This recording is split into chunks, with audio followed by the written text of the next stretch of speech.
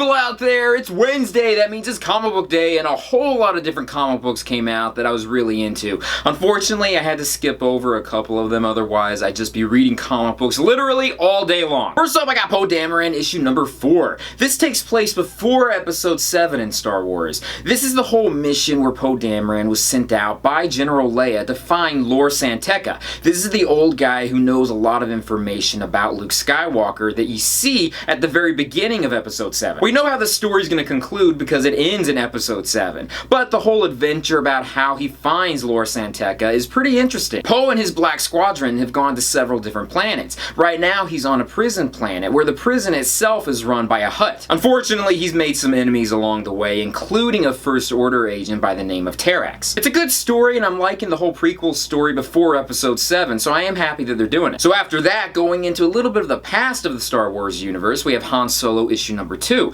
This takes place after episode 4, but before episode 5. Han is tasked by Leia to enter into a race, which is actually a secret mission, so he can get back an informative from the Rebel Alliance to bring back. And I love Han Solo. I'm loving his interaction with the characters. I'm loving his idea that he doesn't care, that he doesn't have to win the race, but he still wants to anyway. Because he's Han Solo, and he should be winning the race. Next up, I got Sam Wilson Captain America issue number 11. I'm loving this series. They're bringing back some obscure characters that we haven't seen for a little bit. In the previous issue, they brought back Rage, who we haven't seen him in a little bit. He's made some cameo appearances here and there, but he hasn't had a real storyline since he was with the New Warriors. And being that there's a side story taking place with a group of enforcers called the Americops, this is going to be something that's going to be taking center stage very soon. But what's also great is that another character that we haven't seen for a little bit is also being brought back at the end of this issue. There's also the whole choosing of sides in the Civil War story that's going through the Marvel Universe right now, but I really don't read a lot of those side stories because usually it doesn't add too much to what's going on in the main story. Next up is DC Universe Rebirth Aquaman issue number 2.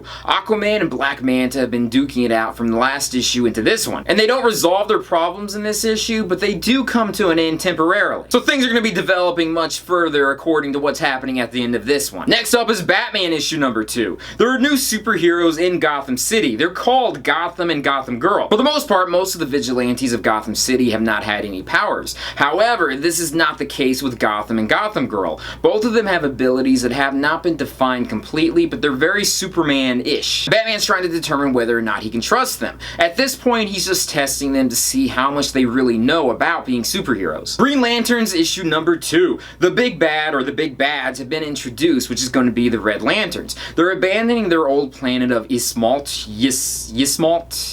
I'm not actually sure how you pronounce it. But they're abandoning their planet and establishing a new home on Earth. The new Green Lanterns of Earth, Simon Baz and Jessica Cruz, are still trying to work together. Before Hal Jordan left to go find the Lantern Corps, he joined both of their lanterns together, so they have to work as a team. And they're just now realizing that the Red Lantern Corps is going to be something they have to deal with, and they're going to have to deal with it alone. Justice League Rebirth. I don't know why this came out so late. I feel like this should have came out a couple weeks ago, but you know what? Whatever. This whole issue is really to establish that the new Superman, which is really the old Superman from the previous universe, who's established himself in this universe, is going to be the Superman, and he's joining the Justice League. So it is establishing that the Justice League does need Superman in order to exist, which it really does. I mean, he is the powerhouse of the team. Speaking of him, the next issue I got was Superman issue number 2. In this issue, we have Superman teaching his son how to use his abilities that he just recently discovered. Jonathan Kent also shows off his new Superboy outfit. It's not really an outfit, it's more just a shirt, but I have to admit I am a fan of it. Although I do want Con-El to come back to the DC Universe, but that's another video I'll go into in another time. We also have a surprise character that I wasn't expecting to show up at the end of this issue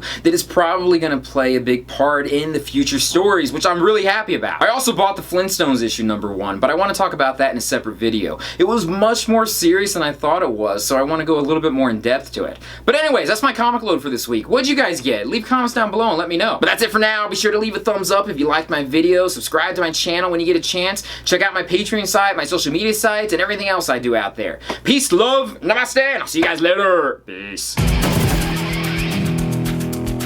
There are a couple good titles I had to skip over this week, including Green Arrow, Batman Beyond, Transformers, a couple different Civil War titles, and a few other obscure stuff. It's just unfortunate that all of the good stuff really came out this week. I had to limit what I read.